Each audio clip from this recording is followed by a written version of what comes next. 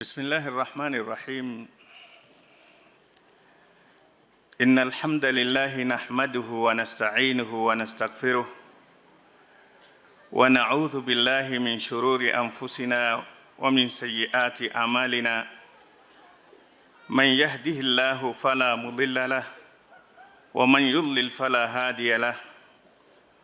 وأشهد أن لا إله إلا الله وحده لا شريك له وأشهد أن محمدًا عبده ورسوله أرسله بالهدى ودين الحق ليظهره على الدين كله ولو كره المشركون. فيا أيها الإخوة الكرام الأحبة، السلام عليكم ورحمة الله وبركاته.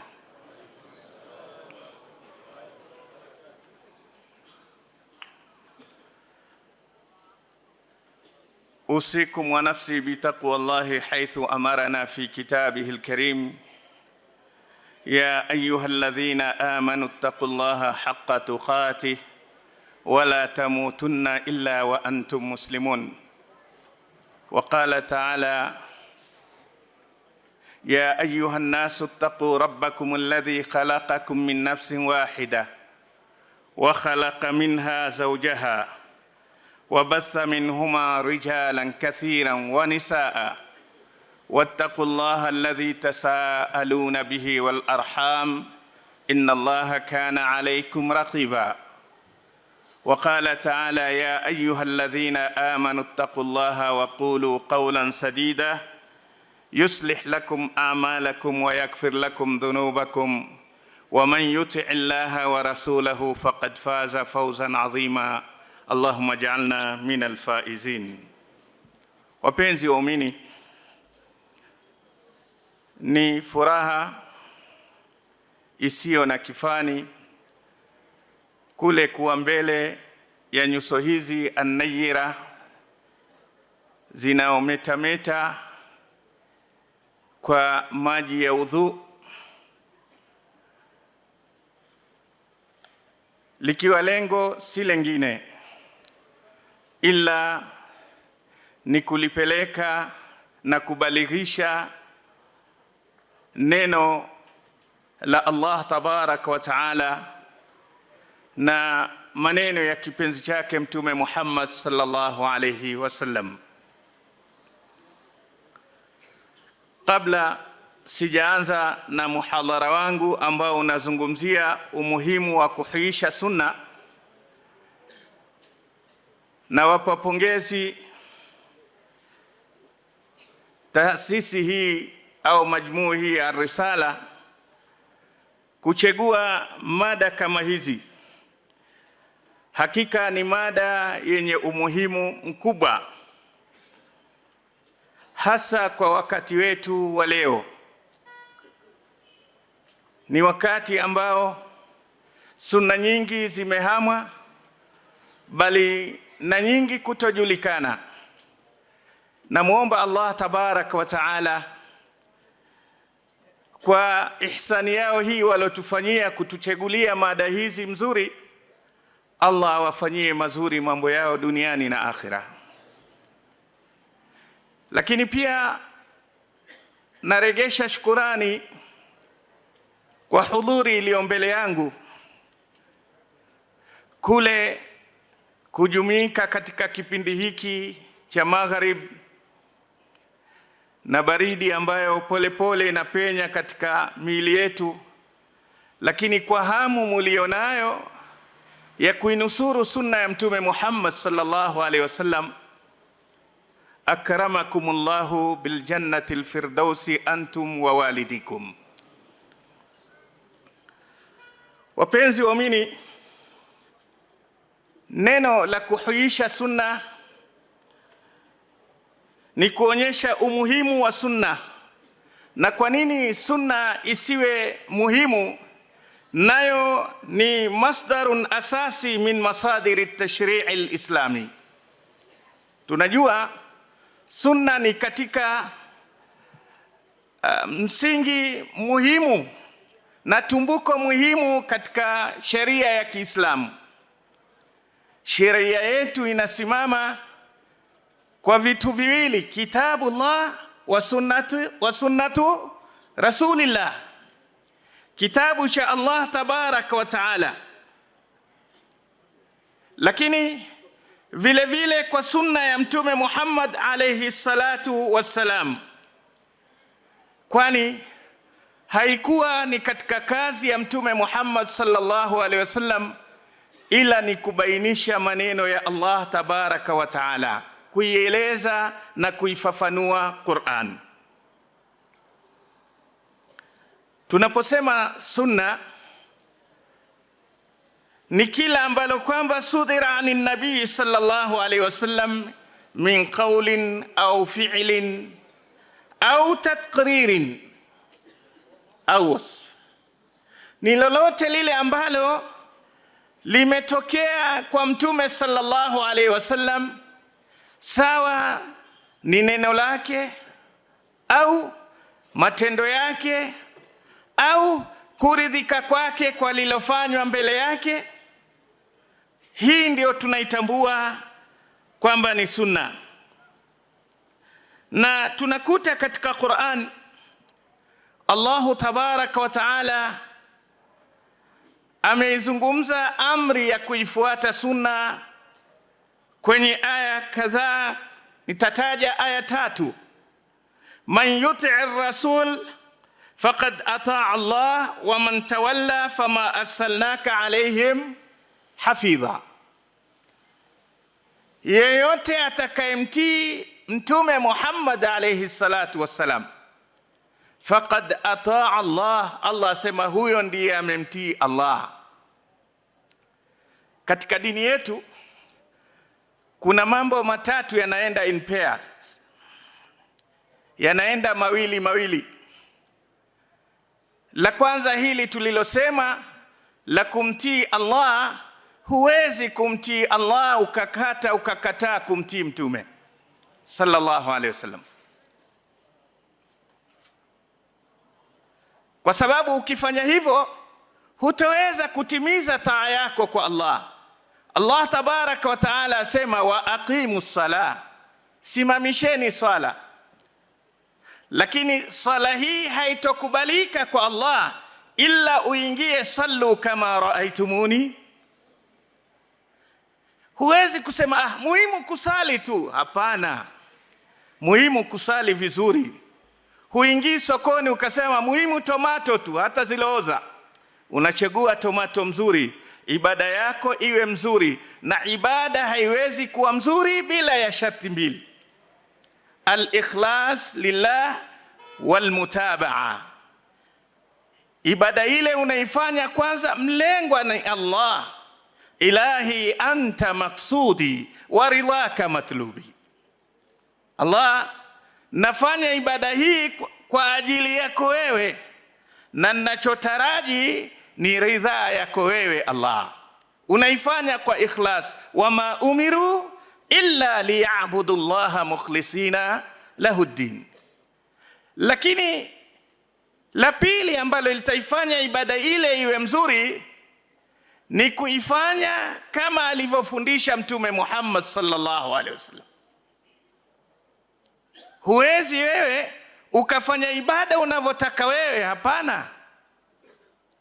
Kama dawa ukipewa na daktari, utakula kama anavyofundisha daktari, moja mara moja. Huwezi kusema hii itachukua wiki mzima, 7 days, wacha nizipige zote 7 kwa mara moja. Utafanya hivyo? Huyu daktari achelewesha mambo bwana, tapiga 7 zote. Haiwezekani. Utafuata mwongozo wa daktari kila siku.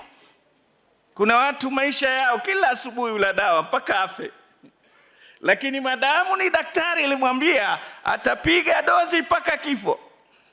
Sasa kwa nini ibada ya Allah tabaraka wa taala uifanye unavyotaka? Haiwezekani. Ni lazima ibada yako iwe itakwenda na mafundisho.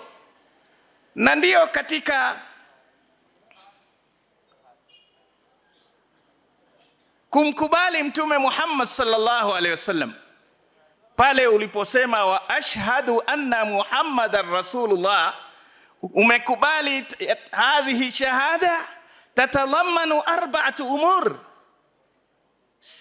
Unaposema nakubali kwamba Muhammad ni mtume wa Allah, ni lazima mambo manne yapatikane kwa mtume kutoka kwako. Ta'atuhu fima amar, wa tasdiquhu fima akhbar, wa ijtinabu ma naha anhu wa zajar, wa an yu'bada Allahu kama shara. Lazima umtii Mtume Muhammad sallallahu alaihi wasallam kama anavyokuamrisha, na wewe ndivyo unakuwa mtiifu kwake. Fanya hivi, unafanya kama alivyokuamrisha. Hawezi kukwambia fanya hivi, wewe wafanya vingine, alafu ukawa umemkubali mtume. Utakuwa bado hujaridhika, shahada yako haijakubalika katika moyo wako. Kwa sababu ukimkubali mtu unakubali amri zake. Lakini pia tasdiquhu fima akhbar, kumsidikisha na kila anachosema mtume sallallahu alaihi wasallam kwako kinakuwa ni kweli na unakifanyia kazi. Haiwezekani kwamba wewe umemkubali Rasulullah sallallahu alaihi wasallam akwambia ukifanya hili utapata thawabu hii, ajiri hii, lakini yeye asema hii mambo ya thawabu bwana, hapana. Madamu umemkubali Rasulullah kwamba ndiye muongozi wako, na khairal hadi hadi Muhammad sallallahu alaihi wasallam, ndiye muongozi bora kwako, anachokwambia lazima ukikubali, na ukikubali utakifanya. Hivi hapa mlipokaa, mzee wa miaka 60-70 pale mwisho aje mtoto wa miaka 5 atapu bega lake amwambie pale nje kuna mama akuita, waitwa pale nje. Akimwamini atafanya nini? Atafanyaje? Mbona msemi jamani? Utaenda au sio? Sasa kama mtoto wa miaka 5 ukiamini habari yake utamtii, utaenda, vipi umemwamini mtume akikwambia hivi, wewe waenda hivi? Tuko pamoja? Mtoto wa miaka 5 ukiamini huyo mtoto ni mkweli, utaondoka wende ukamtafute huyo anayekuita. Kwa nini useme ashhadu anna Muhammadar Rasulullah alafu habari zake uzipuze? Utakuwa bado haijakuwa shahada ya mtume sallallahu alaihi wasallam imefanya kazi katika maisha yako. Wajitinabu ma naha anhu wa zajar, na kuepuka na kila ambalo amelikataza mtume na kulikemea. Madamu amekwambia hiki kisifanyike, ameleta lugha iyak na kutahadharisha na hili, lazima wewe uwe mbali nalo, kwa sababu unaamini huyu anayeniambia ni mkweli na anachonitakia ni kheri, kwa sababu sifa alokuja nayo, wama arsalnaka illa rahmatan lil alamin. Lakini la 4, shahada ya Rasulullah inadhamini kwamba asiabudiwe Allah illa kwa alivyofundisha Rasulullah. Usijaribu kufanya kitu katika ibada ukakipunguza au ukaongeza au ukakifanya kivyako. La, hakuna amendment katika ibada. Vile alivyoifundisha yeye ndio utakuwa unaifanya, na hapo ndio ibada hiyo itakuwa ni mzuri, imebeba masharti mawili, al-ikhlasu wal-mutabaa. Kumtakasia Allah nia yako kwa ibada ile, na la pili kumuiga mtume sallallahu alaihi wasallam katika ibada ile, na ndio utayapata mapenzi ya Allah, na ndio utaupata msamaha wa Allah. Qul in kuntum tuhibbuna Allah fattabi'uni yuhibbukumullah. Kwa maana hii tumepata kwamba sunna ni kitu muhimu sana, kwa sababu ndicho kinatuweka karibu na mapenzi ya Allah tabaraka wa taala. Kiasi unavyozikimbia sunna ndivyo unakuwa mbali na radhi na mapenzi ya Allah, ndivyo unavyoukosa msamaha wa Allah tabaraka wa taala. Aya ya pili, Allah sema wa man yuti llaha wa rasulahu faqad faza fawzan adhima, yeyote atakayemtii Allah na mtume wake hakika amefaulu kufaulu kulio kukubwa, kwa sababu umejiwekea sababu za kwenda kupata faida na kupata maisha ya kudumu yaliyo mazuri hapa duniani. Ikaitwa fawzan adhima kwa sababu hapa duniani waweza kufaulu, lakini ukafaulu kidogo tu. Waweza kufaulu masomo, ukapata cheti, certificate nzuri, lakini ukashindwa kupata kazi. Umekamilisha kufaulu? Bado. Lakini ukifaulu mbele ya Allah tabaraka wa taala ni kwamba umeepushwa na matatizo. Ndio Allah akasema faman zuhziha 'anil nari wa udkhila aljannata faqad faz. Kufaulu kwa akhira, umeepushwa na mateso na vile vile umefaidika, yani kuipata janna. Allah atujalie ni katika wenye kuingia jannatul firdaus al-aala.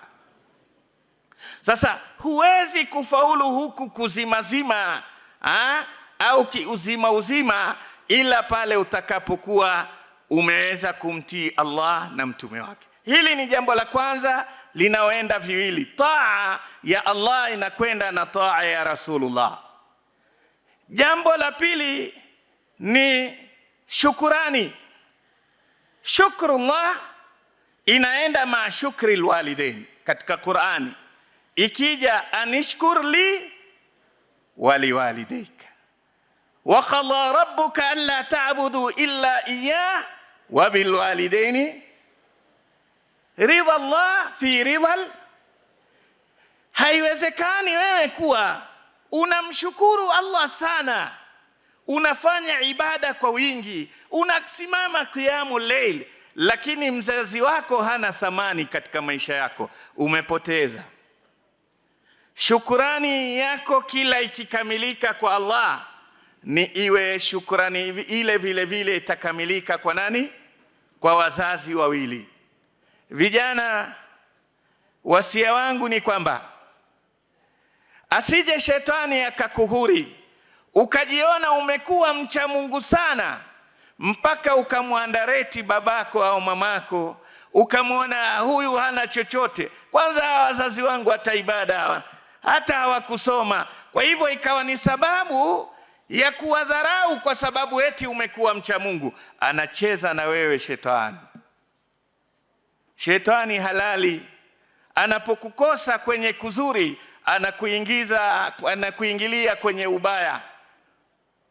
Umekuwa mzuri, una ibada mzuri, lakini uko mbali na mzazi wako, ibada yako hiyo haitosaidia, kwa sababu shukurani ya Allah inakwenda na shukurani ya nani? Ya wazazi wawili.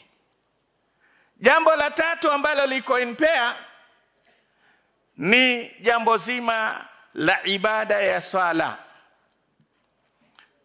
Mara nyingi ikitajwa sala katika Qur'an inafuatiwa kutajwa zaka au sadaka.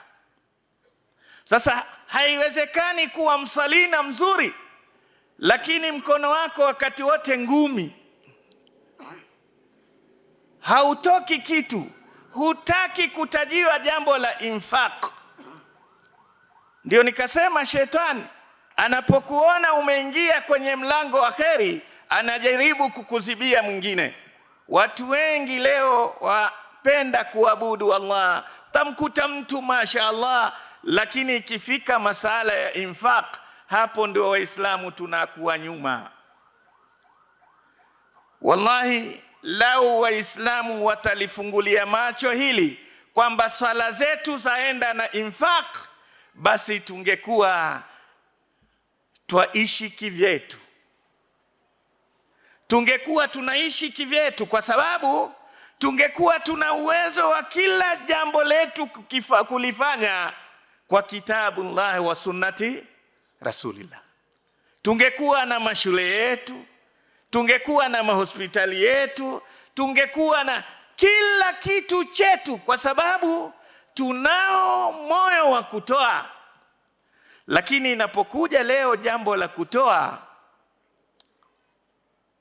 utamuona Muislamu uso wake ushabadilika.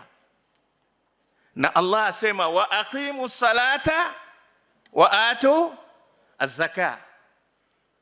Yuqimuna salata wa mimma razaqnahum, zinaenda pamoja. Hivi wewe utafurahi ukikatwa mguu mmoja au unafurahia kutembea na miguu miwili? Bila shaka kutembea na miguu miwili, na ibada yako itembee na miguu miwili. Ibadatul khaliq wa ihsan ila al-makhluq. Maisha yako katika dunia hii, tembea na miguu miwili ibada yako. Kumwabudu, itqanul ibada lillah, kuifanya vizuri ibada yako kwa Allah na kuwafanyia wema viumbe vya nani? Vya Allah. Hapo ndio utakuwa umeingia sahihi katika ibada. Lakini ukitembea na mguu mmoja bado hujakamilisha, kwa sababu Qur'ani kila ikitaja swala inamtajia mu'min na jambo la kutoa. Aya ya 3 inayotuhimiza jambo hili la kufuata sunna ya Mtume Muhammad sallallahu alayhi wasallam ni pale Allah tabaraka wa taala aliposema wama ataakumur rasulu fakhudhuhu, lile alilowaletea mtume lichukueni. Kwa maana muishi kwa tabia ya kumtii na kumfuata Mtume Muhammad alayhi salatu wassalam. Na ni nyingi katika Qur'an zinazoshiria katika aya zake Allah tabaraka wa taala kutuonyesha sisi kuwa na umuhimu wa kumtii na kumfuata na kumuiga Mtume Muhammad alayhi salatu wassalam ila akhiri layali wal ayyam. Kwa hivyo jambo la kuhuisha sunna ya Mtume Muhammad sallallahu alaihi wasallam ni katika kuisimamisha dini yako kuwa dini sahihi, ni katika kuifanya ibada yako iwe ibada nzuri. Na ndiyo katika baadhi ya masahaba wamesema maneno mazito. Mmoja as-sahabiyul jalil Imran ibn Husayn asema anna al-Qur'ana yahtaju ila sunnati akthara min an tahtaja sunnatu ila al-Qur'an. Qur'ani inahitajia sunna zaidi kuliko sunna kuhitajia Qur'an. Kwa maana gani? Kwa maana Qur'ani imekuja mara nyingine, mfano wa aya wa aqimu sala, tusimamisheni swala. Lakini vipi utaisimamisha swala? Bila shaka mpaka upate mafundisho ya nani? Ya Mtume Muhammad sallallahu alaihi wasallam. Sallu kama raaitumuni usalli. Ingekuwa wa aqimu sala usema mimi natosheka tu na Qur'ani, sasa ungeswali vipi? Ungejuaje kwamba dhuhuri ni raka 4, asri raka 4, maghribi ni raka 3, isha 4, subhi 2?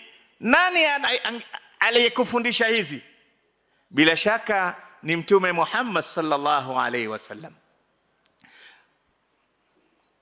Hizi time za sala ungezijua kivipi?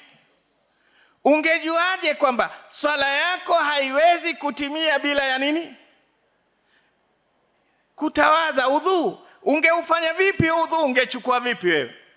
Kwa hivyo Qur'ani inahitajia sunna, kwa sababu huwezi kusema mimi ni Qur'aniyun, mimi natosheka na Qur'ani.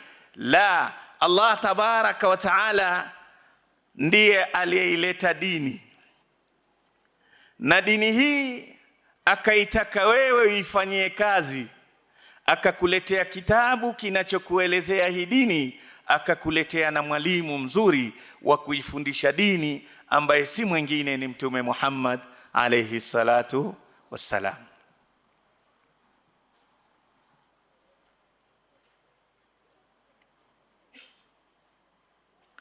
Na ndiyo utakuta wema waliotangulia juhudi yao katika kuisimamisha sunna ilikuwa ni kubwa sana. Walikuwa wakijitahidi sana kuisimamisha sunna. Kwa sababu gani? Dini isipokuwa na mwalimu halisi wa kuifundisha, kila mmoja atajifanya yeye mwalimu bora. Na kiasi watakapokuwa walimu wengi, kila mmoja atakuja na lake. Na kiasi watakapokuwa yataingizwa mengi, ndio yale ya msingi yataachiwa, yatasahulika, na watu watafuata mambo ambao sio katika dini. Na ndio utakuta katika tahadhari aliyoileta Mtume Muhammad sallallahu alaihi wasallam, wa iyyakum wa muhdathatil umur, na watahadharisha na yale ambayo yatazushwa katika mambo ya dini, ndani ya dini. Mtu kiakili atafikiria, aone, kwani na hii nikiweka kuna ubaya gani? Hii si yafanana na ile? Ubaya uko. Ubaya ni kwamba ile imefundishwa na mtu ambaye Allah amemsifu, wama yantiqu anil hawa in huwa illa wahyun. Hii yako imefundishwa na akili ambao ikishiba haina mpango. Tumeelewana? Ikikasirika haina uamuzi. Ikiwa na njaa nayo inazimia. Sasa haiwezekani lako likawa halina ubaya madamu haikuwa ni akili ya yule aliyechaguliwa na Allah tabaraka wa taala. Allah katuchagulia kiumbe maalum, kazi yake ni kutufundisha vipi tutakuwa karibu na Allah. Tukifanya nini ndio tutakuwa tumekuwa katika njia sahihi. Wa anna hadha sirati mustaqiman fattabi'uhu wa la tattabi'u subula fatafarraqa bikum an sabili. Allah amwambia mtume wake, waambie hii ndiyo njia yangu, sirati mustaqima. Ibn Mas'ud radhiyallahu anhu asema Rasulullah khatta, alipiga mstari ulionyoka, akasema wa anna hadha sirati mustaqima. Alafu wala tattabi'u subula, akapiga vistari juu na chini, akasema wala msivifuate vinjia hivi, fatafarraqa bikum an sabili, vikawatoa kwenye barabara yangu. Na wallahi wakati wote watu watakapoiacha sunna, basi watafarikiana. Leo katika jambo lililotudhoofisha sana, katika sababu muhimu iliyotudhoofisha, watu husema Waislamu bwana wana chuki, wana hasad. Hapana, hizi hasadi zimeongezeka kwa sababu ya kukosekana watu kuwa na barabara moja ya sunnatu Rasulillah sallallahu alaihi wasallam. Kwa sababu kila anayeleta fikra yake anaigombania na kuitetea, hataki ianguke. Kila anayeanzisha jambo lake analigombania, yuko tayari kwa miaka 1447 kukwambia mimi naona aya hii hata ilishuka kwa ajili ya jambo hili. Vipi jambo hili halikufahamika na aliyeshukishiwa Qur'ani Rasulullah? Halikufahamika kwa wanafunzi bora wa Mtume Muhammad sallallahu alaihi wasallam? Halikufahamika kwa quruni 3 zilizo bora? Iwe Qur'ani hiyo itakuja kuwa imekuja kwa maana yako wewe leo kwa jambo lako. Kwa nini? Kwa sababu ni akili haikubali kuangushwa. kila mwenye akili ataka neno lake lisimame, na ndio ukaona huu mgawanyiko mkubwa. Tukumbuke maneno ya Ibn Abbas radhiyallahu anhuma aliposema, ma yati ala nnasi min amin illa ahdathu fihi bid'a wa amatu sunnah hatta tahya albid'a wa tamutu sunan. Kila mwaka ukija, watu katika ulimwengu huu wanazusha bid'a. Hata katika zile bid'a utaona kila mwaka uzushwa nyingine, si ndio? Mpaka wakubwa bid'a sema hizi hatumo sisi bwana, hizi hatuzitaki jamani, mmezidi sasa. Mmezidi vipi? Si mulizidisha? Ukizidisha kitazidi. Maneno haya ya watu wema. Turjumani al-Qur'ani huyu Ibn Abbas asema, ma yati ala nasi min amin, hautakuja kwa watu mwaka illa ahdathu fihi bid'a, kwa maana kila mwaka ukiingia kuna na bid'a mpya zitaongezeka. Wa amatu sunna, na wataifisha nini? Bid'a ikija sunna ita. Hapa kuna watu wa miaka 50, watu wa 50s wapo hapa, kina sisi wapo. Hebu niwaone, tuko wengi Sione haya, hiyo ni neema. Wewe una miaka 50 na wasikia darasa, shukuru.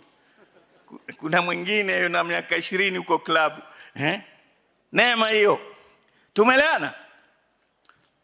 Katika misikiti sisi tukiwa wadogo twasoma. Wallahi kila msikiti uliokuwa ukiingia siku ya Alhamisi kulikuwa wana nini? Kwanza tuanze leo. Mara nyingi ukiingia katika misikiti leo Jumatatu au Alhamisi unakuta nini? Naam?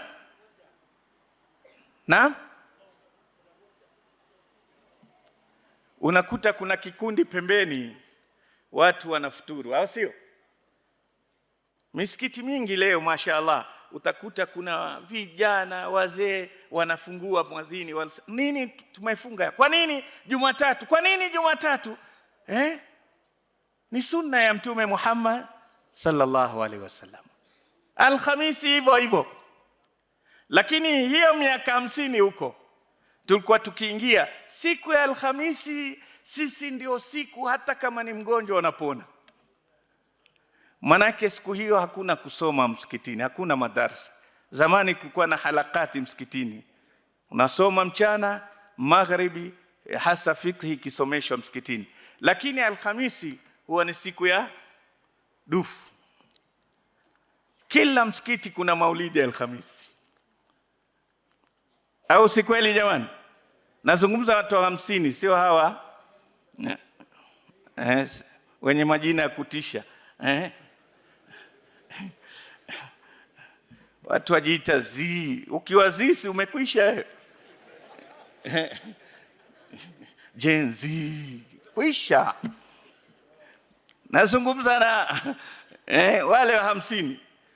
Ilikuwa kila msikiti kule kwetu Pwani, lazima ukiingia msikitini utasikia tari kweli kweli. Nini leo wewe unajua leo ni nini? Lakini huoni hata watu watatu wamekaa wafungua. Kwa hivyo ina maana bid'a ilifisha nini? Maneno ya nani hayo? Ibn Abbas radhiyallahu anhuma asema, kila watakapozusha bid'a wataua nini? Sunna. Leo utakuta mambo mengi ya sunna yameweza kusahaulika kwa sababu watu wamejiwekea yao. Kwa hivyo ndio nikasema mwanzo na washukuru wale walopanga mada hii ya kuhuisha sunna.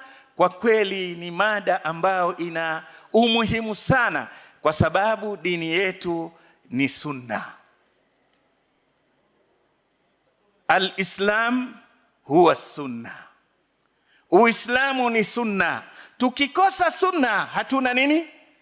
Uislamu.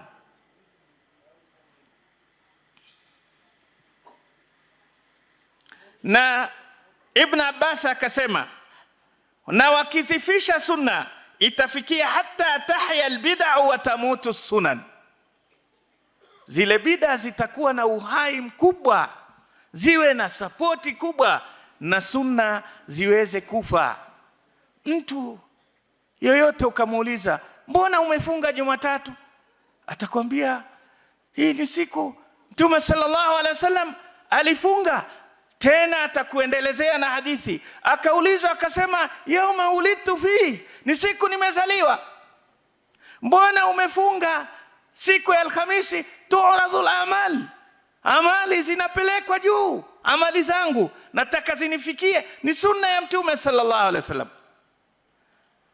Lakini ukimuuliza, mbona wapiga tari msikitini Alhamisi?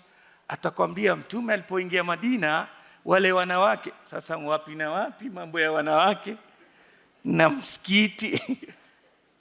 Hawezi kukwambia, hakuna mtu atakwambia napiga hii kwa sababu Mtume alipiga tari. Hawezi. Lakini hili ambalo halina uthibitisho wa Mtume utalikuta limekuwa na nguvu kuliko lile alilofundisha nani? Mtume Muhammad sallallahu alaihi wasallam, kwa sababu ya watu kuzisahau na kuziepuka sunna za Mtume Muhammad sallallahu alaihi wasallam.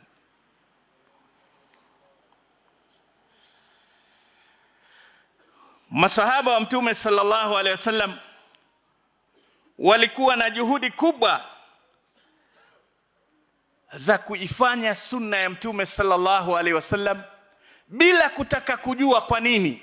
Maadamu amefanya Mtume sallallahu alaihi wasallam, yuko tayari yeye kuifanya sunna ile, kwa sababu akijua kwamba aliyelifanya lile ni mtu mwenye sifa zote za kuigwa.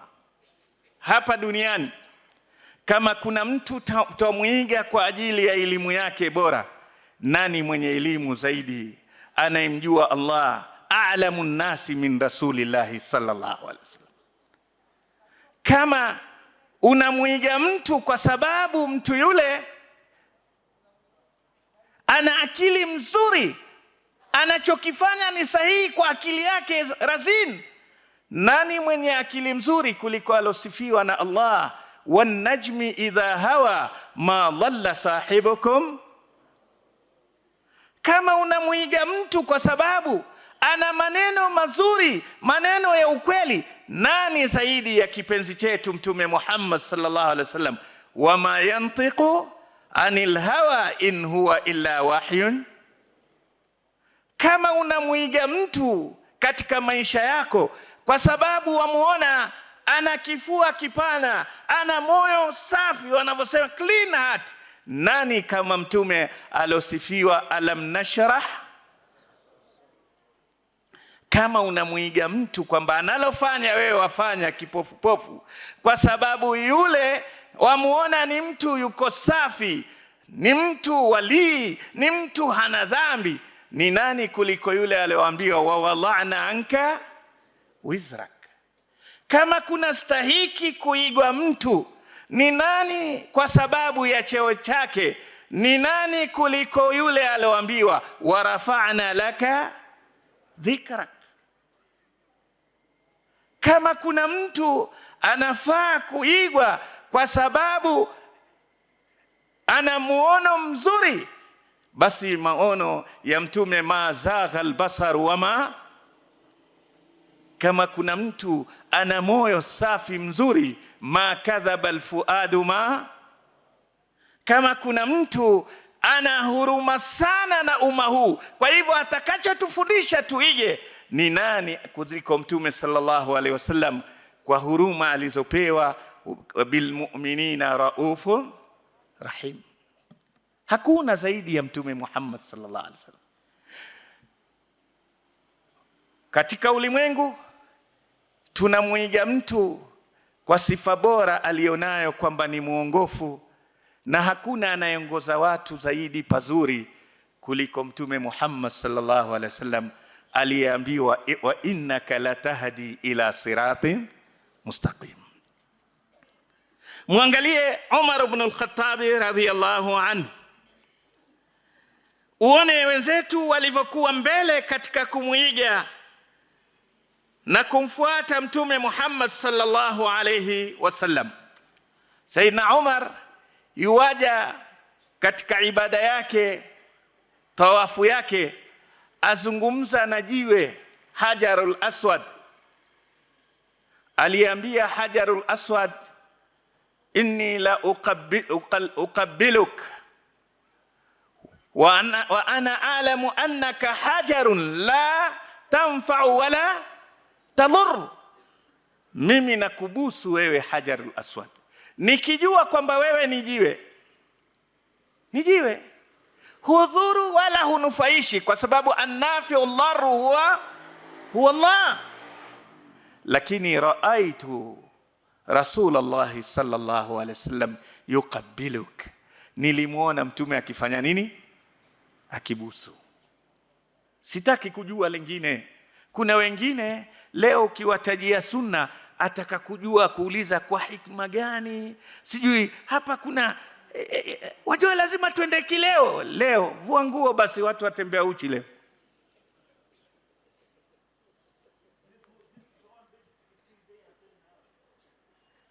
Wewe wataka kujadili jambo alilolifanya Mtume Muhammad sallallahu alaihi wasallam, kiumbe ambaye Allah tabaraka wa taala katuambia ni neema kwetu. Laqad manna Allahu alal mu'minin idh ba'atha fihim rasulan min anfusihim yatlu alayhim ayati wa yuzakkihim wa yuallimuhumul kitaba wal hikma wa in kanu min qablu lafi dhalalin mubin.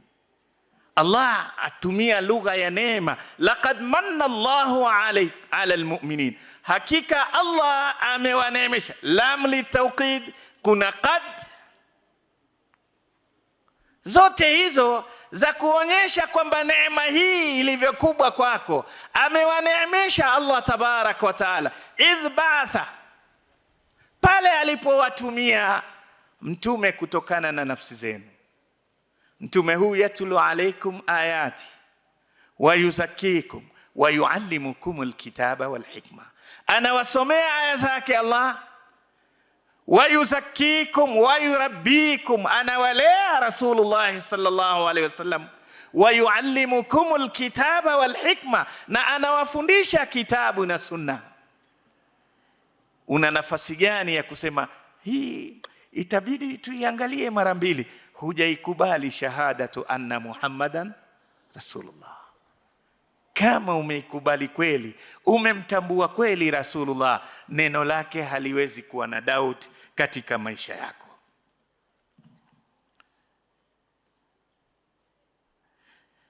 Hivi ndivyo walivyokuwa masahaba wa Mtume sallallahu alaihi wasallam,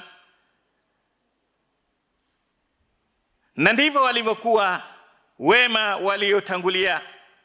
Qala Abdurrahman ibn Mahdi rahimahullah, sami'tu Sufyana yaqul ma balaghani an Rasulillahi sallallahu alayhi wasallam hadithun qattu illa amiltu bihi walau marra. Hainifikii hadithi ya Mtume sallallahu alayhi wasallam wakati wote ninapopata haya ni maneno ya Mtume sallallahu alayhi wasallam, basi japo mara moja ni lazima niyafanyie kazi. Siwezi kuyaacha madamu ni maneno ya Mtume Muhammad sallallahu alayhi wasallam. Siku moja Rasulullah sallallahu alayhi wasallam yuwasali. Katika sala yake akiwa amevaa viatu, mara Rasulullah sallallahu alaihi wasallam akatoa viatu. Masahaba hawakutaka kumjua kwa nini. Wote waliokuwa wameswali na viatu walifanya nini? Walivua. Rasulullah sallallahu alaihi wasallam akawauliza masahaba wake, mbona mumevua viatu? Jibu lao lilikuwa ni kwamba tumekuona wewe Rasulullah sallallahu alaihi wasallam ukivua viatu, na sisi ikabidi tuvue. Rasulullah sallallahu alaihi wasallam akawaambia, mimi nimevua viatu kwa sababu Jibril amenijia na akanijulisha kwamba viatu vangu vina uchafu, na ndiyo mimi nikavua viatu. Hawakuwa na time ya kusema yeye amevua hatujui kwa sababu gani bwana, ana sababu zake. La, madamu amevua viatu, na masahaba wa Mtume sallallahu alaihi wasallam walikuwa tayari kuzivua viatu vile kwa ajili ya kumwiga Mtume Muhammad sallallahu alaihi wasallam. Wapenzi waumini, haya yanatufundisha kwamba walioifahamu dini hii walijua kwamba hii dini imetoka kwa Allah, na dini hii imebebwa na kitabu cha Allah, na dini hii vile vile imebebwa na mwalimu aliyeletwa, aliyechaguliwa na Allah. Kwa hivyo hatuwezi kwenda na dini hii kivolea volea, kijinga jinga, kwani tofauti yetu na waliokuja na vitabu kabla yetu ni nini? Sisi na manaswara tofauti ni nini? Wameingiza mikono katika vitabu vyao, kila mmoja akaongeza lake. Leo lile alokuja nalo Isa halitumiki katika maisha yao. Wanatumia mambo yaloletwa na wale wanaojiita kwamba ni wanafunzi wa Isa. Na hivi kwa kuwa mtume yuwaona mbali, kwa sababu anaona na macho ya wahi, akatuhadharisha kwamba jilazimisheni na mwenendo wangu, hasa katika zama hizi za fitna. Rasulullah sallallahu alaihi wasallam asema, waman ya'ish minkum fasayara ikhtilafan kathira fa'alaykum bisunnati wa sunnatil khulafa'ir rashidin almahdiyyin min ba'di addu 'alayha bin nawajidh. Mtume sallallahu alaihi wasallam asema, atakayeishi katika nyinyi ataona tofauti nyingi sana. Watu leo kuambia, wajua nyinyi masheke mwatuchanganya. Tutakuchanganya nini? Sisi wewe sio sukari bwana, tutakuchanganya vipi? Sukari ndio uchanganywa, ikaingizwa kwenye maji, watu wakanywa utamu, sukari ikafa. Wewe una akili, utachanganywa vipi wewe? Haya, tutakuchanganya vipi? Huyu akwambia hivi, huyu akwambia hivi. Shida yako ni nini wewe? Kwani hii dini imeletwa na mitume mingapi? Mmoja tu, Rasulullah. Huyu akwambia hivi, huyu akwambia hivi. Mwambie, lakini mtume mwenyewe alifanya vipi? Tosha, au sio? Yatosha. Wajichanganya mwenyewe, wajichanganya mwenyewe. Lini mtu atapotea? Lini mtu ataingia kwenye giza? Ikiwa atakifuata kitabu cha Allah, atamfuata mtume wa Allah. Na Allah lengo ya kuleta vitu hivi viwili, liyukhrijakum minadh-dhulumati, ndiyo malengo. Hii dini ya Kiislamu ni dini ya Allah, mwenyewe aijua itakwenda vipi, na wewe kujua uko vipi. Allah kakuumba wewe, anakujua. Ala ya'lamu man khalaqa wa huwa al-latiful khabir. Anakuelewa vizuri wewe, ndiye aliyekuumba. Kwa hivyo Allah tabaraka wa taala akajua kiumbe hiki kikitaka kuishi salama ni lazima kiende na mfumo huu, na kipelekea kitabu hiki kiumbe, na mpelekea na mjumbe mwema Mtume Muhammad sallallahu alayhi wasallam. Jamani, masahaba wa Mtume sallallahu alayhi wasallam wanatuonyesha mengi katika maisha yao. Walikuwa tayari wakati wote kumuiga Mtume sallallahu alayhi wasallam na kumfuata Rasulullah sallallahu alayhi wasallam, kwa kuamini kwamba yeyote mwenye kuhuisha sunna ya Mtume ndiye mwenye kupata malipo bora katika ulimwengu. Hadithi inayotokana na Bilal ibn al-Harith radhiyallahu anhu, anna an-nabiy sallallahu alayhi wasallam qala, man ahya sunnatan min sunnati qad umitat ba'di fa inna lahu min al-ajri mithla man amila biha min ghairi an yanqusa min ujurihim shay'a. Mtume sallallahu alaihi wasallam asema, yeyote atakayehuisha sunna yangu, yeyote atakayehuisha sunna yangu baada ya kuwa sunna ile imefishwa, kwa maana imeacha kutumika katika jamii baada ya kuondoka kwangu, basi yule atakayehuisha atapata malipo, na malipo ya kila yule atakayeifanya sunna kama ile, bila kupungua malipo hayo kwa wote, yeye alohuisha na kwa wale walioifanya, malipo yatalipwa sawa. Ni dharura katika maisha yetu tuzisimamishe sunna za Mtume Muhammad sallallahu alaihi wasallam, kwa sababu ndiyo dalili ya mapenzi. Huwezi kumpenda mtu alafu uwe huko tayari kumtumikia. Huwezi kumpenda mtu huko tayari kumuiga. Jamani, kuna watu hapa tunaishi nao, wengine ukiwaona karibu wakimbie. Lau ungekuwa ni pamoja nyinyi wawili, atokezee msituni na wewe na yeye waweza kwenda mbio, na ni mwanadamu, yuko sawa sawa, si simba wala hana ubaya, lakini alivyojieka, amejieka na manywele, rasta hizo zimemfunika mpaka anatisha, lakini mwenyewe anaamua aumie kwa sababu ampenda nani? Mwenye rasta zile, Bob Marley. Akili yake amwambia, kama huvai kama Bob Marley, huishi kama Bob Marley, wewe bado si mfuasi wa Bob Marley. Jamani, kama kuishi na uchafu ni mapenzi, kuishi na usafi wa sunna ya Mtume Muhammad sallallahu alaihi wasallam, kwa nini yasiwe mapenzi ya kila Muislamu?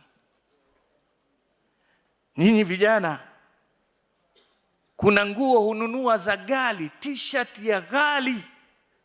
Siku moja nilimwambia kijana mmoja msikitini, badilisha hii, manake lisanamu la mchezaji. Akanambia, shekhe, wajua bei yake hii?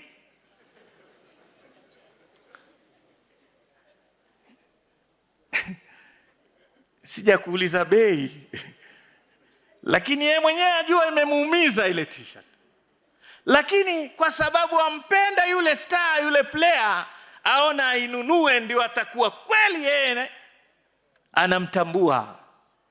Jamani, player huyu anayempenda hata hajui kama kuna kiumbe itwa Salim ulimwenguni, hata hajui, hana habari. Au si kweli? Hivi zile klabu za mpira zinawajua nyinyi? Naam. Tasikia mtu leo akwambia, tumenunua bwana $1,000,000. Yeye hana hata beskili, sema tumenunua milioni. Kichaa. Mpende Mtume Muhammad alayhi salatu wassalam, siku ya kiyama atakutambua. Rasulullah sallallahu alaihi wasallam atakuwa katika haudh, kwenye birika la maji, na akiwakaribisha wale walokuwa wakiishi na sunna zake, akiwaita njoni, na hawatokunywa maji haya ila wale walokuwa wakimfuata na kwenda na dini na sunna ya Mtume Muhammad sallallahu alaihi wasallam. Toka ulipo, unapoteza wakati. Mimi husema kuna vitu vingine tunajigamba nazo, kumbe ni kichaa. Hii t-shirt unaonunua kwa pesa nyingi, jiwekee ni katika moja mpango wako wa sadaka katika kuinusuru dini ya Mtume Muhammad sallallahu alaihi wasallam. Lakini tunagharimika sana, na tunawagharamikia hatuwajui wala hawatujui, bali wao wanafaidika, wewe unasherehekea faida yako. Mimi husema, naomba radhi niingie kwa wanangu kidogo, watoto wangu hapa. Hii masala vijana ya mipira hii ni sehemu ya wazimu. Hivi wewe utoke mchana, kuna mama anauza machungwa yake pale, ukae kando, akiuza, ameuza, amepata. Wewe una akili kweli?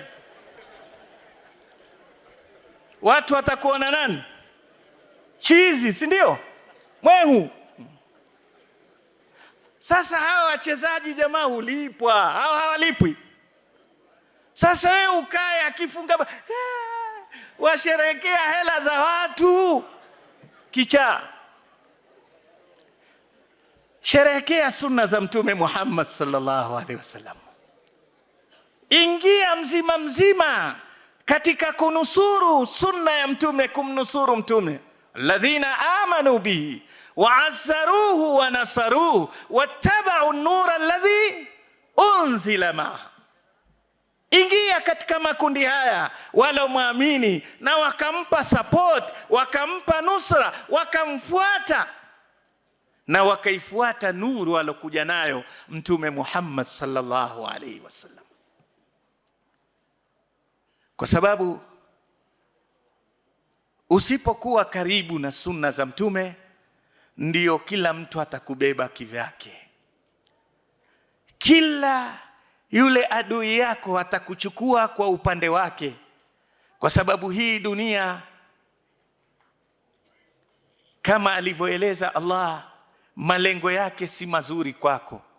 Ya ayyuhan nasu inna wa'da Allahi haqq fala taghurrannakumul hayatud dunya wala yaghurrannakum billahil gharur. Enyi watu nyote, jueni ahadi ya Allah ni ya kweli. Musishawishiwe na dunia.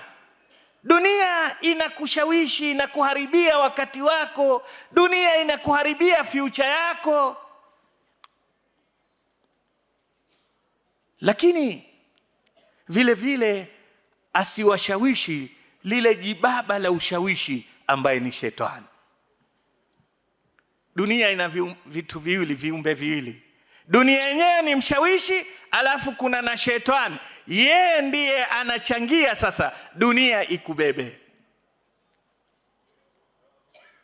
Na ndio utakuta kijana leo ukitoka kwenye jambo hili unaingizwa kwenye jambo hili, ukitoka hili unaletewa hili, michezo hii unaletewa hii, ukitolewa kwenye kamari hii unazushiwa kamari ile. Yani wakati wote wewe Sasa leo ukimwambia kijana wa Kiislamu kamari itakuwa maisir ni mzito, lakini ukimwambia kubeti akwambia ni kitu kawaida. Ametolewa, hako tena kule katika mambo ya kamari, ameletewa neno lingine tu beti. Lakini kubeti ndio kufanyaje?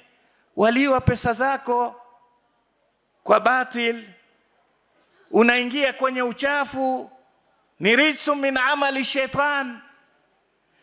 Na ukiingia katika vitu hivi, wewe ndio shetani ashakubaba. Hujamaliza hili utaletewa lingine, kwa sababu ndio kazi ya shetani kuisaidia dunia kukushawishi wewe.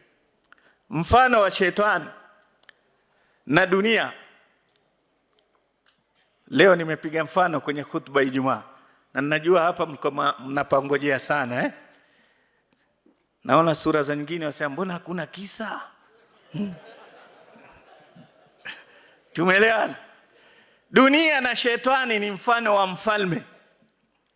Kuna mfalme mmoja alikuwa mkorofi, mshenzi, katili, anasumbua watu wake. Lakini watu wanamuogopa, lawama zote anapelekewa mkewe. Hakuna anayethubutu kumwambia. Lakini mke ana nguvu yake, au sio? Ni nyumba nyingine ile, si ndio? Wizara kubwa. Mkewe akamwambia mfalme, kipenzi, kwa nini usiweke mtu mshauri akakusaidia katika maamuzi? Wewe maamuzi yako yote watu wanalalamikana. Labda weka mshauri ambaye asa nyingine atakusaidia, unachoka ndio unatoa maamuzi mabaya. Kwa kero la mke akasema sawa, nimekusikia. Akiondoka akasema nani atakuwa mshauri wangu? Mimi mfumo wangu, principle yangu ya ukorofi. Sasa kama ni mshauri lazima nitafute mkorofi kuniliko. Wala yaghurrannakum alhayatud dunya wala yaghurrannakum billahi algharur. Jikorofi kuliko mimi. Akatangaza kazi, kweli natafuta waziri mshauri. Mfalme anaishi kwenye kasri yake mbali juu ya mlima, lakini kwa sharti atakayepata kazi hii anijie na paper bag amejaza panya wakiwa hai. Paper bag, panya hula paper bag. Ajua hakuna ataweza kuwafikisha, si ndio? Watabite, watatoboa, watakimbia. Atakayefikisha paper bag imejaa panya tena wako live kabisa, huyo nitampa kazi. Kila anayejaribu hafiki nusu ya njia, panya wote washatoroka, paper bag lote matundu matundu. Bwana mmoja akaenda nao mpaka kwa mfalme. Mfalme asema, huyo amenizidi kwa ukorofi. Akamuuliza, hebu nieleze, kazi ushapata, lakini uliwezaje kuwabeba hawa kwa paper bag wasitoboe? Akamwambia, nilikuwa nikiwasheki. Kila nikiwasheki, kimgonga mwenzake na mwenzake anamgonga yeye. Basi wanabite, kila mmoja anamdona mwenzake, wapambana wao kwa wao, mimi ndio napanda mlima. Sasa hizi firaq tulizonazo hizi, kila mmoja kutoa lake katika dini, ni kazi ya shetani. Atupambanisha sisi kwa sisi, yeye ndio apita na sisi moja kwa moja. Tukitaka kuepukana, sisi sio panya bwana. Sisi ni wanadamu ambao Allah asema, inna aradna al-amanata ala samawati wal ardi wal jibal fa abaina an yahmilnaha wa ashfaqna minha wa hamalaha. Sisi wanadamu tuna amana, tusikubali kufanywa panya, kuchekiwa tukipambana sisi kwa sisi. Turudini kwenye sunna ya Mtume Muhammad sallallahu alaihi wasallam. Katika kila jambo letu tumuangalie Mtume alipitia wapi. Tutakapokuwa tayari kuishi maisha ya sunna, migogoro na mapambano yataondoka. Lakini ikiwa kila mmoja asema, watu wasema, kila mmoja, tena wasiojua hutumia na lugha mbaya, na wengine maskini wakaona wanafanya dawa, kila mmoja na akida yake bwana. Itawezekanaje? Akida ni moja ya la ilaha Muhammadun. Lazima awe muongozo wa nahodha, kapteni wa meli hii ni nani? Ni Mtume Muhammad sallallahu alaihi wasallam peke yake. Wanasema Waswahili, manahodha wakiwa wengi chombo, au sio? Manahodha wakiwa wengi chombo kinakwenda, hakiwezi kuenda vizuri. Hivi gari moja steering iwe kuna madereva 10 waendesha steering moja, ilo gari lina salama hilo? Naam, haliwezi. Lazima tukubali kwamba kama tutavosema la ilaha illa Allah Muhammadur Rasulullah, tumkubali Mtume Muhammad sallallahu alaihi wasallam kwamba ndiye kiongozi wetu, yeye ndiye mwelekezi wetu, ndiye mwalimu bora. Muawiya asema, ma raaitu ahsana mualliman minan nabiyyi sallallahu alaihi wasallam, sijamuona mwalimu bora kama Mtume Muhammad sallallahu alaihi wasallam. Wapenzi waumini, tutakavyokuwa kwa hali tulivyo, kama hatutomweka mwalimu bora, tukayaweka mafundisho ya Mtume Muhammad sallallahu alaihi wasallam katika ibada zetu, katika miamala yetu, biashara zetu, katika matangamano yetu, familia zetu, namna ya kuishi na familia zetu, namna ya kuamiliana na majirani zetu, namna ya kufanya kazi zetu, tusipomchagua Rasulullah sallallahu alaihi wasallam kwamba ndiye kiongozi bora, ndiye mwalimu bora, hatuwezi kufaulu. Na hili haliwezekani ila tukubali kumsoma Mtume Muhammad sallallahu alaihi wasallam. Tuipeni kipeo mbele ilmu nabawi sharif, elimu ya Mtume Muhammad sallallahu alaihi wasallam. Leo elimu zote zimepewa umbele, isipokuwa elimu ya Mtume Muhammad sallallahu alaihi wasallam imewekwa nyuma, na kiasi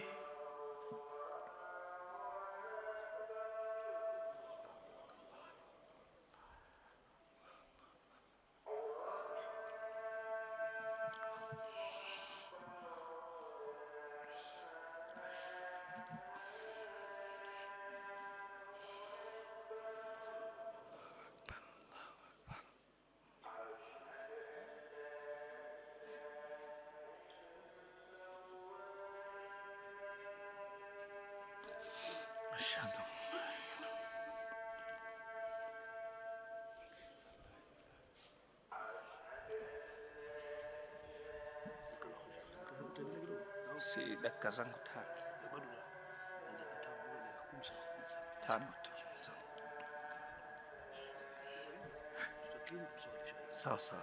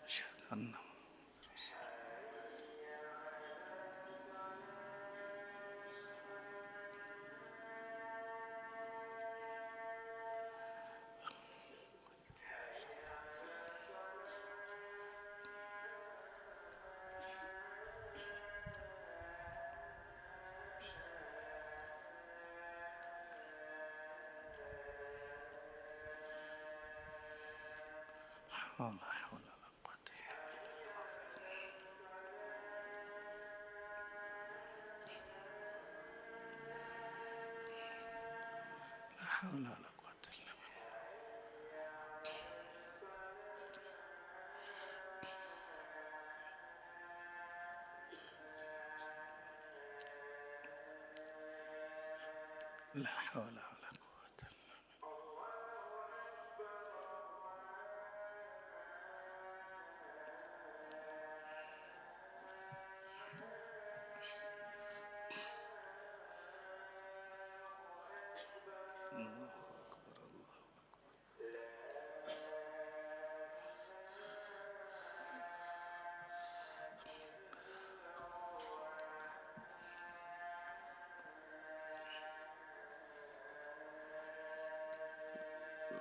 لا إله إلا الله. اللهم رب هذه الدعوة التامة والصلاة القائمة محمد الوسيلة الفضيلة بعث مقام الذي وعدته إنك لا تخلف.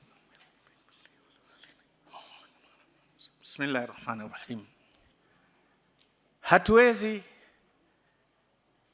kusimama na sunna za Mtume Muhammad sallallahu alaihi wasallam ila tuzisome.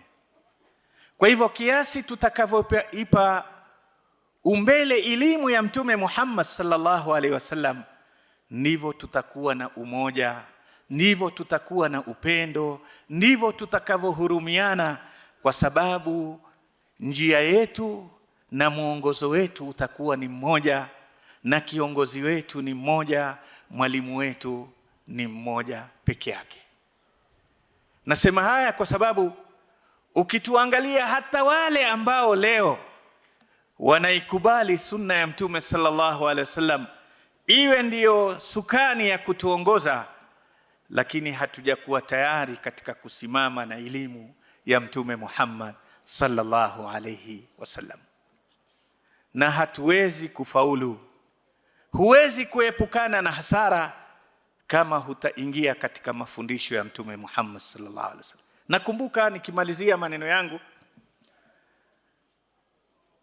katika vitabu niliwahi kusoma sira ya Mtume Muhammad sallallahu alaihi wasallam, ni kitabu cha Abul Hasan An-Nadawi.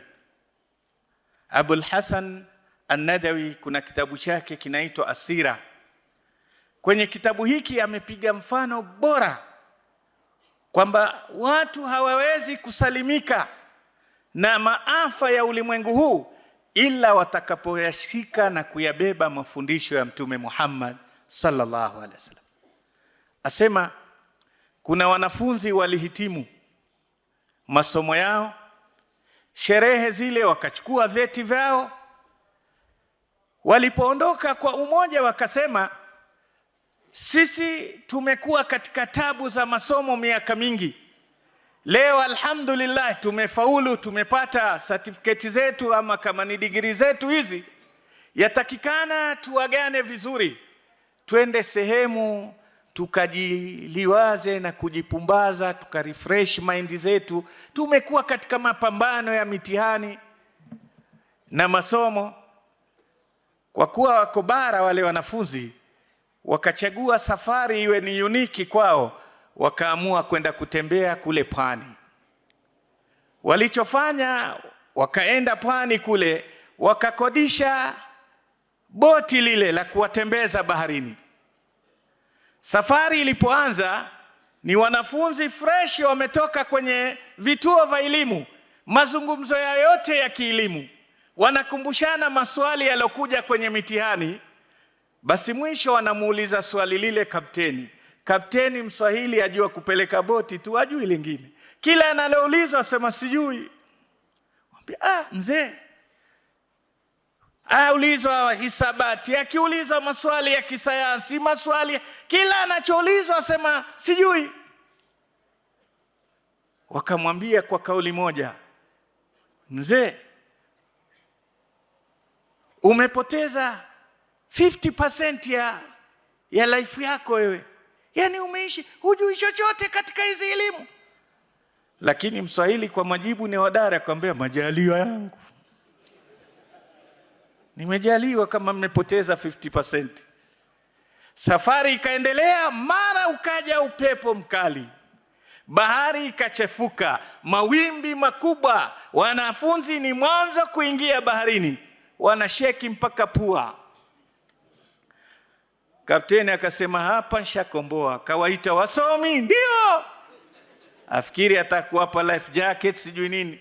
Akawauliza, mwajua kuogelea? Hatujui. Akamwambia, mmepoteza 100%. Kama hamujui kuogelea, sayansi na jiografia haisaidii hapa. Hapa ni kuogelea. Huna swimming, umepoteza 100. Kwa hivyo afadhali mimi 50.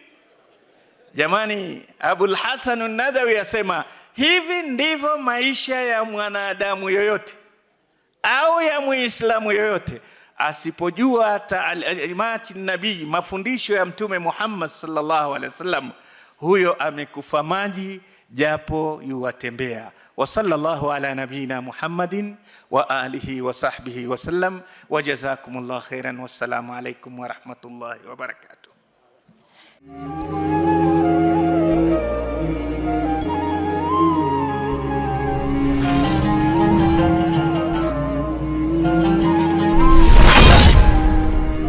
Antijon TV.